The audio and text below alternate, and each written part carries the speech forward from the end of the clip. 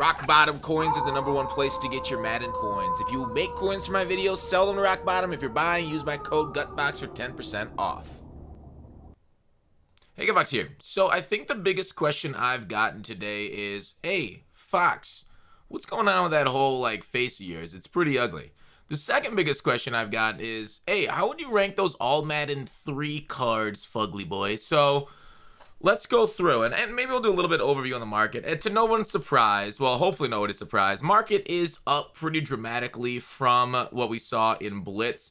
We're seeing, unfiltered trading around 6 right here. Obviously, you can find it much lower, cheaper.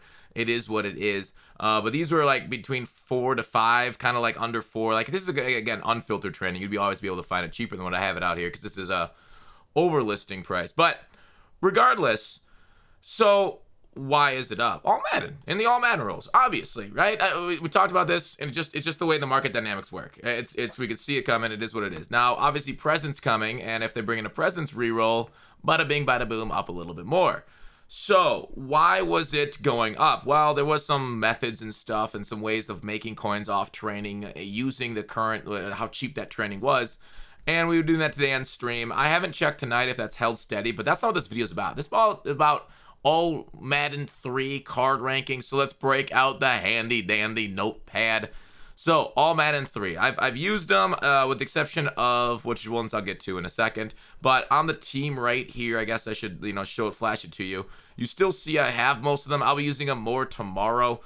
Using them different. Today was it was tough because I've been moving offenses for content. So my offense wasn't nearly as good as it could have been. You'll notice I've moved my guards and centers out to tackles, and because they kind of screwed Slater, we'll talk about him in a second. Offensive players, defensive players here on the field for us, who played better than their overall, and kind of what we expected, and who played a little bit worse. So let's go ahead and go through it. All-Madden 3 card rankings. Let's start at the bottom, and the worst one, you're gonna be like, what the heck? Justin Tucker. No, don't spend that much coins, 500,000 coins on a kicker when the guy we just got for free, you can still grind for free in the comp pass and take the previous week, is literally 2 kick power less than him. Don't spend 500,000 coins on a kicker. That's by far the worst one. Number 13 is Jackie Slater. Why is it Jackie Slater? Because they screwed him, okay? Absolutely, it's terrible because it's the worst position to screw because we don't have a lot of right tackles. The fact that the abilities that we need on this card, it's just lengthen, are secure protector or edge protector. Ideally secure protector for one, and they gave him it for double the cost, literally 100% more expensive than what most feared 90 overall. Andrew Thomas got edge protector for 1. So he's basically unusable because you need to be using either edges or secure there to deal with if you ever run against edge threat double nothing. Because if you don't have those safety nets there and you do run against a guy stacking edge threat and double nothing, you lose the game, right? You literally have 3 seconds or less to get the ball out, and they can basically play max coverage on you. So good luck, okay? So anyways, it's too bad EA did him that bad, and that's why he's 13, but I guess it's not any worse than spending on a kicker. I mean, maybe he is the worst. I don't know. That's a good point. I'm not gonna argue if you think he's the worst. All right, number 12. Now you're gonna be like, there's a huge break. Okay, this is the actual list. Okay, Larry Allen, a very usable lineman, but again, it's an offensive lineman. An offensive lineman in this game, it's tragic how much they don't really matter that much, but Larry Allen's kind of cool. I mean, he gets secure protector for 1, which I want, which is why I'm having right tackle. Length in this game doesn't matter. You know how NBA 2K has arm lengths? And it really matters out there for blocking, steals, everything. Doesn't matter in Madden. Tall tackles doesn't literally matter. The only thing that a tall tackle will do will be a net negative because you hit him in the back of the head with your Mike Vick-esque release sometimes. Larry Allen, number 12, though. I like the card. I just think he's too expensive for an offensive lineman. You can definitely get almost identical production with cheaper guys. That's what Kelsey is. Kelsey's got 80 speed. This guy's wild. He has free nasty streak. Probably the best guard in the game. It's too bad he's at center. Nasty streak would have been incredible on Larry Allen instead. But center, you really want something post up to deal with some of the inside stuffs. So just some of their abilities are a little messed up, and I think that's a lot of what this kind of release was. A little bit of messed up abilities. Larry Fitzgerald just didn't have that it factor for me. I don't know why. I ended up using him again. Like I said, my offense was a little funky today. It was a little bit of a Cole Medina, but I don't know. He wasn't really getting separation. Short slot-o-matic, and maybe it was my fault for not having a more slot-o-matic routes. But like I played a lot of man coverage today, as is the meta, and he wasn't separating. Right? Cool card. I'm sure in a different scheme. If I would have gone back to my regular pass balance scheme, I probably would have been fine with him. He probably would have got separation there. But overall, I just don't think he's like it.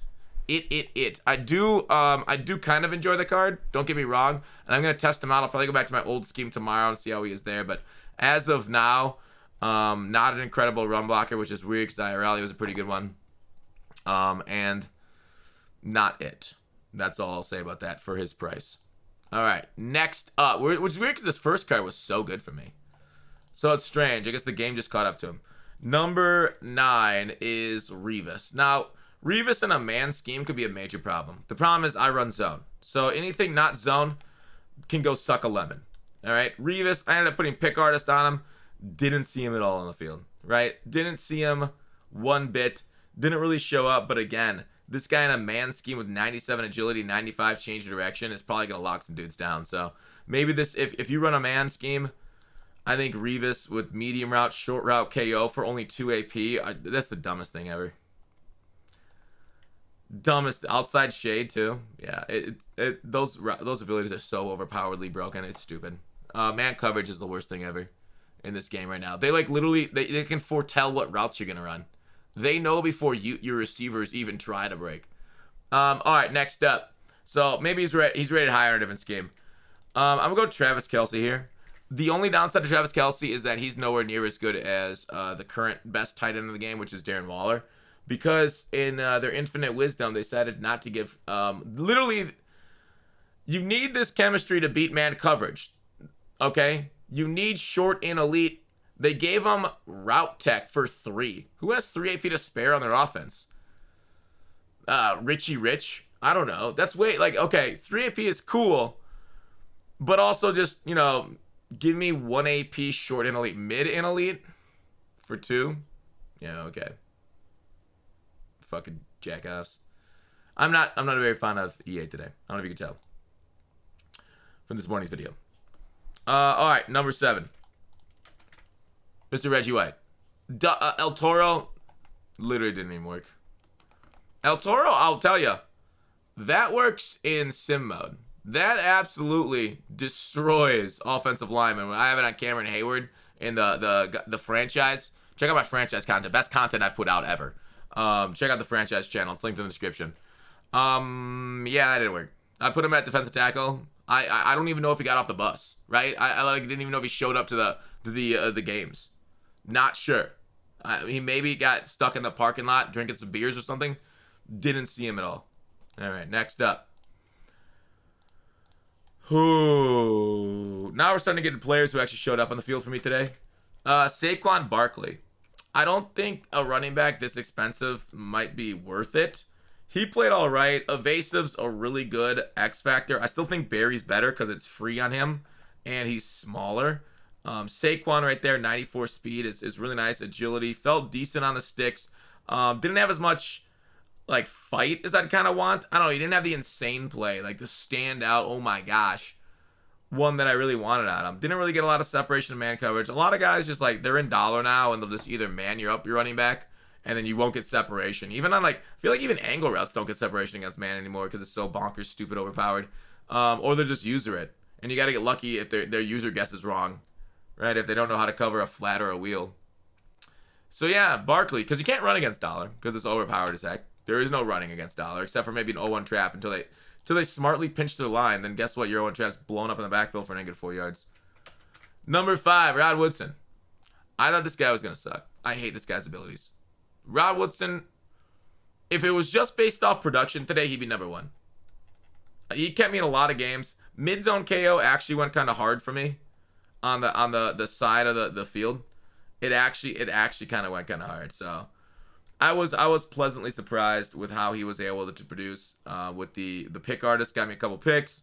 Mid zone got me some more knockouts than I thought. I usually run deep zone knockouts on my outside CBs because they are mostly in deep zones. But mid zone, keep on rocking in the free world.